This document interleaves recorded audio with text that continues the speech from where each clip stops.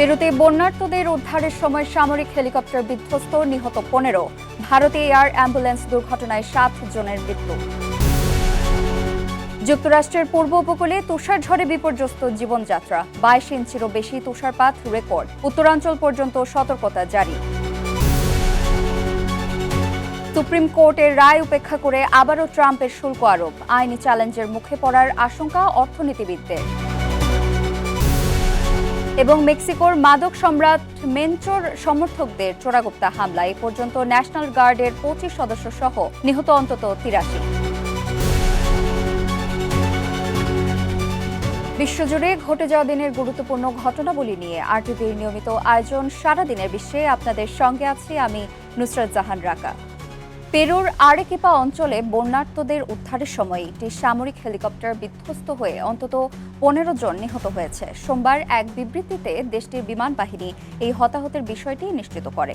বিবৃতিতে জানানো হয়, উদ্ধারকর্মীরা 4 জন ক্রু সদস্য ও হেলিকপ্টারে থাকা 11 যাত্রীর মৃত্যু নিশ্চিত করেছে। এছাড়াও প্রবল বৃষ্টি ও ভূমিধসে সেখানে বাবা ও ছেলের মৃত্যু হয়েছে। বন্যায় ক্ষতিগ্রস্ত হয়েছে প্রায় 5,500 ঘরবাড়ি। দুর্যোগপূর্ণ এলাকায় জরুরি অবস্থা জারির আহ্বান জানিয়েছে স্থানীয় কর্তৃপক্ষ। এদিকে ভারতের ঝাড়খণ্ডে একটি এয়ার অ্যাম্বুলেন্স বিধ্বস্ত হয়ে 7 আরোহীর সবাই নিহত হয়েছে। স্থানীয় সময় সোমবার সন্ধ্যায় চাতরা জেলায় এই দুর্ঘটনাটি ঘটে। এক বিবৃতিতে এ তথ্য জানিয়েছে বিমান চলাচল নিয়ন্ত্রক সংস্থা directorate general of civil aviation. DGCA এর বরাত দিয়ে ভারতীয় গণমাধ্যম এনডিটিভি জানায়, রেডবার্ড এয়ারওয়েজ প্রাইভেট লিমিটেড পরিচালিত বিমানটি ঝাড়খণ্ডের রাজধানী রাঁচি থেকে দিল্লির উদ্দেশ্যে যাত্রা করে। উড্ডয়নের প্রায় 23 মিনিট পর বিমানটির সঙ্গে রাডার ও যোগাযোগ সম্পূর্ণ বিচ্ছিন্ন হয়ে যায়। ট্যাক্স ম্যানিফেস্ট অনুযায়ী বিমানে 2 জন পাইলট, 1 জন রোগী, 2 জন পরিচর্যাকারী, 1 জন চিকিৎসক ও 1 জন প্যারামেডিক সহ মোট 7 জন আরোহী ছিলেন। বাংলাদেশি পর্যটকদের উপর আরোপিত সব ধরনের নিষেধাজ্ঞা তুলে নিয়েছে ভারতের শিলিগুড়ির হোটেলগুলো। স্থানীয় সময় সোমবার এক বিবৃতিতে এই নিষেধাজ্ঞা প্রত্যাহারের ঘোষণা দেয় greater Siliguri hoteliers welfare association. বাংলাদেশে নতুন সরকার গঠন ও সীমান্ত পরিস্থিতি শিথিল হওয়ার পরিপ্রেক্ষিতে হোটেল মালিকদের ভোটাভুটির মাধ্যমে এই সিদ্ধান্ত নেওয়া হয়েছে। নিষেধাজ্ঞা প্রত্যাহার হয় এখন থেকে বাংলাদেশি পর্যটকরা নিয়মিত কক্ষ বুকিং করতে পারবেন। তবে অ্যাসোসিয়েশন সতর্ক করেছে, ভারতের মর্যাদা ক্ষুণ্ণ হয় এমন কোনো উস্কানিমূলক আচরণে ভবিষ্যতে আবারও কঠোর ব্যবস্থা নিতে দ্বিধা করবে না তারা। যুক্তরাষ্ট্রের পূর্ব উপকূলে শক্তিশালী তুষারঝড়ে বিপর্যস্ত হয়ে পড়েছে সেখানকার জীবনযাত্রা।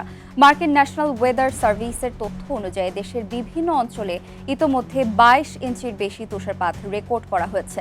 নিউ ইয়র্কের সেন্ট্রাল পার্কেই জমেছে 15 ইঞ্চির বেশি বরফ। উত্তর ক্যারোলাইনা থেকে শুরু করে মেইনের উত্তরাঞ্চল পর্যন্ত ভয়াবহ তুষারঝড়ের সতর্কতা জারি রয়েছে। ঝড়ের প্রভাবে সোমবার পর্যন্ত যুক্তরাষ্ট্রে 5,000-এর বেশি ফ্লাইট বাতিল করা হয়েছে। বিদ্যুৎহীন হয়ে পড়েছে কয়েক লাখ মানুষ। নিউ ইয়র্ক সিটিতে বিনা প্রয়োজনে ভ্রমণে নিষেধাজ্ঞা জারি করা হয়েছে। দীর্ঘ 9 বছর পর শহরটিতে তীব্র বাতাস সহ ব্যাপক তুষারপাতের সতর্কতা জারি করেছে প্রশাসন। যুক্তরাষ্ট্রের অতিরিক্ত শুল্ক আরোপ বাতিলে সুপ্রিম কোর্টের রায়ের কয়েক ঘন্টার মধ্যে আবারও শুল্ক আরোপ করেছেন প্রেসিডেন্ট ডোনাল্ড ট্রাম্প। জরুরি অর্থনৈতিক ক্ষমতা আইনের আওতায় আগের শুল্ক বাতিল হওয়ার পর এবার সাময়িক 15% শুল্ক ঘোষণা করেছেন তিনি। তবে অর্থনীতিবিদদের একাংশ বলছেন, যুক্তরাষ্ট্রে কোনো ব্যালেন্স অফ পেমেন্টস সংকট নেই, ফলে এই সিদ্ধান্ত নতুন করে আইনি চ্যালেঞ্জের মুখে পড়তে পারে। বিস্তারিত জানাচ্ছেন বেনিয়ামিন। মধ্যরাত থেকে বিশ্বজুড়ে কার্যকর হয়েছে যুক্তরাষ্ট্রের নতুন 15% আমদানি শুল্ক। এর আগে আন্তর্জাতিক জরুরি অর্থনৈতিক ক্ষমতা আইনের আওতায় আরোপিত 10 থেকে 50% শুল্কের বড় অংশ বাতিল করে দেয় সুপ্রিম কোর্ট। এর কয়েক ঘন্টার মধ্যেই ট্রাম্প প্রশাসন ঘোষণা দেয়, এবার 1974 সালের ট্রেড অ্যাক্টের সেকশন 122 অনুযায়ী শুল্কের আওতায় থাকা দেশগুলোর ওপর সর্বোচ্চ 15% শুল্ক আরোপ করা হবে, যা সর্বোচ্চ 150 দিন পর্যন্ত বহাল থাকতে পারে। হোয়াইট হাউসের যুক্তি, বর্তমানে $1.2 ট্রিলিয়ন পণ্যের বাণিজ্য ঘাটতিতে রয়েছে যুক্তরাষ্ট্র। অর্থাৎ যুক্তরাষ্ট্র বিদেশ থেকে অনেক বেশি পণ্য কিনছে, তবে সে তুলনায় তাদের বিক্রি হচ্ছে কম। একই সঙ্গে লেনদেনের জন্য জিডিপির 4% সমপরিমাণ নগদ অর্থের ঘাটতির মুখে রয়েছে দেশটি। এছাড়া 1960 সালের পর প্রথমবারের মতো প্রাইমারি ইনকামে নেতিবাচক ভারসাম্য দেখা দিয়েছে যুক্তরাষ্ট্রের। এসব পরিস্থিতিকে বড় ও গুরুতর ব্যালেন্স অফ পেমেন্টস সংকট হিসেবে উল্লেখ করেছে ট্রাম্প প্রশাসন। তবে এ দাবি নাকচ করেছেন আন্তর্জাতিক মুদ্রা তহবিলের সাবেক কর্মকর্তা গীতা গোপীনাথ। সংবাদ মাধ্যম রয়টার্সকে তিনি জানান, যুক্তরাষ্ট্র কোনো ব্যালেন্স অফ পেমেন্টস সংকটে নেই, কারণ এমন সংকটে আন্তর্জাতিক ঋণের খরচ অস্বাভাবিকভাবে বেড়ে যায় এবং বাজারে প্রবেশাধিকার হারাতে হয়, যা যুক্তরাষ্ট্রের ক্ষেত্রে ঘটেনি। এছাড়া অন্য বিশ্লেষকরাও বলছেন, যেসব দেশের মুদ্রার বিনিময় হার স্থির, সাধারণত সেসব দেশে ব্যালেন্স অফ পেমেন্ট সংকট দেখা দেয়। তবে যুক্তরাষ্ট্রের মুদ্রার বিনিময় হার ভাসমান, অর্থাৎ ডলার মূল্য মার্কিন সরকার নয়, বরং বাজারে চাহিদা যোগানের ওপর ওঠানামা করে। তাই যুক্তরাষ্ট্রের কাছে বৈদেশিক ঋণ শোধের অর্থ নেই, এমনটা মানতে নারাজ অর্থনৈতিক বিশ্লেষকেরা। গত 21 ফেব্রুয়ারি ট্রাম্পের শুল্ককে অবৈধ ঘোষণা করে মার্কিন সুপ্রিম কোর্ট। 3 দিন পর মাঠ পর্যায়ে সে আদেশ কার্যকর হবে মঙ্গলবার দিবাগত রাত থেকে।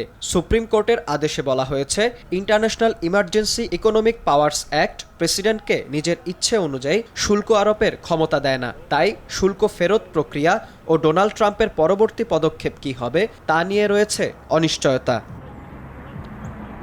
বিনিয়ামিন, RTV।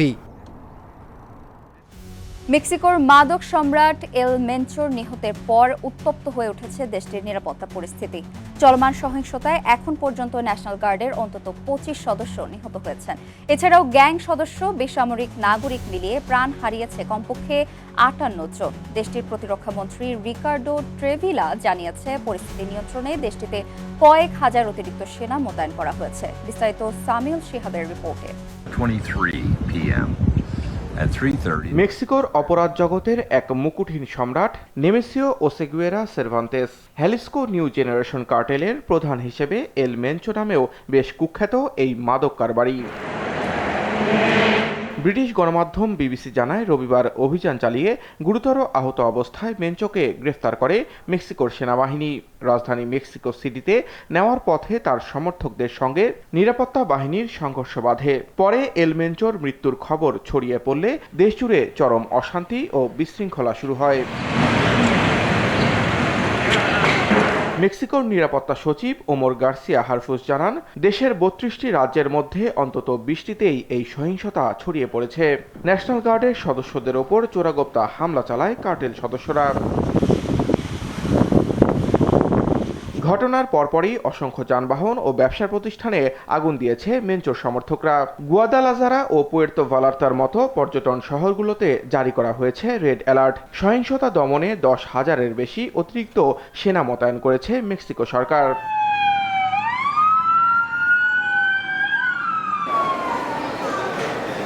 এরই মধ্যে নিরাপত্তার খাতিরে বেশ কিছু অভ্যন্তরীণ ও আন্তর্জাতিক ফ্লাইট বাতিল করেছে এয়ারলাইন্সগুলো।